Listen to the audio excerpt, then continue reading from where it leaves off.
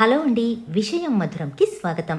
ఈరోజు తెనాలి రామకృష్ణ కథలలో 2 సరదా కథలు చెప్పుకుందాం.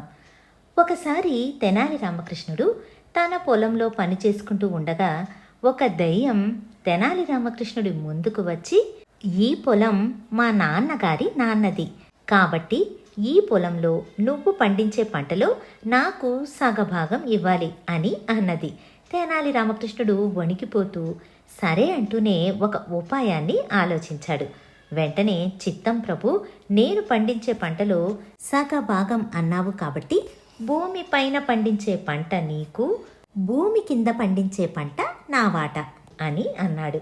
దయ్యం సరే అని చెప్పి అక్కడి నుంచి వెళ్ళిపోయింది.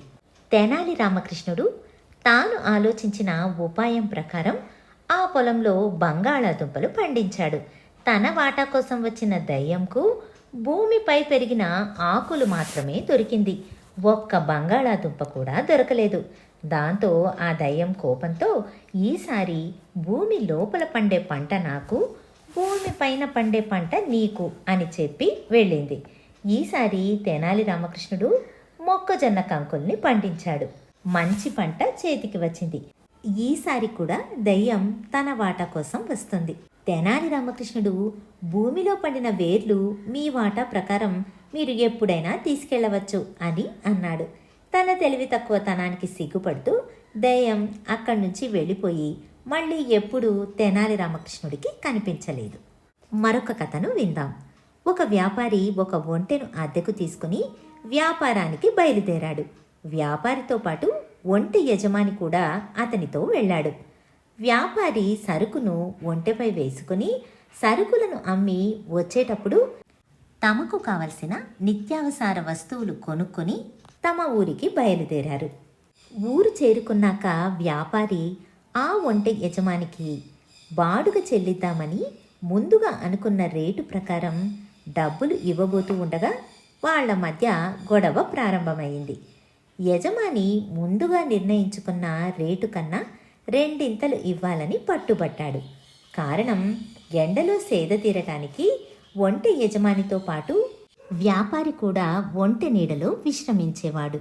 కాబట్టి ఒంటె నీడకు బాడుగ కట్టమని పట్టుబట్టాడు యజమాని.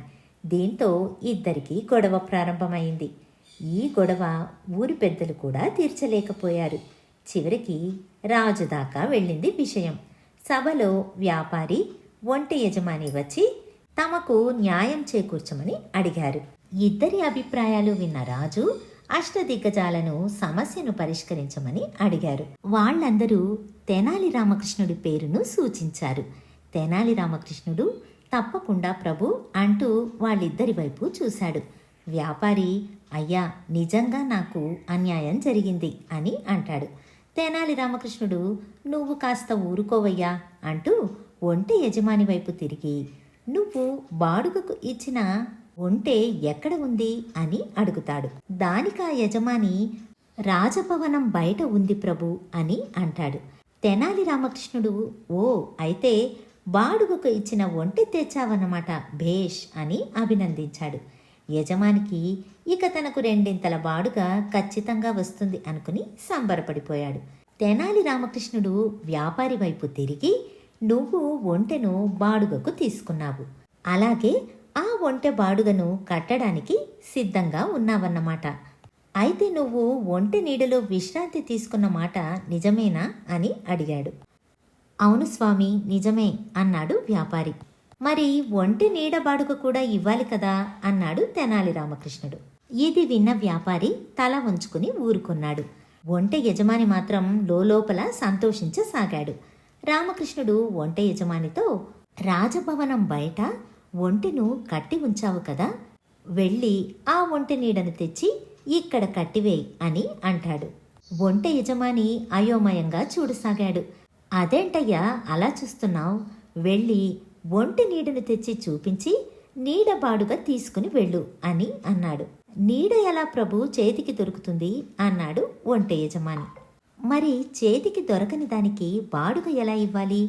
ఇంత మోసగించాలనుకున్న నీకు ఒంటె బాడుగ కూడా దొరకదు.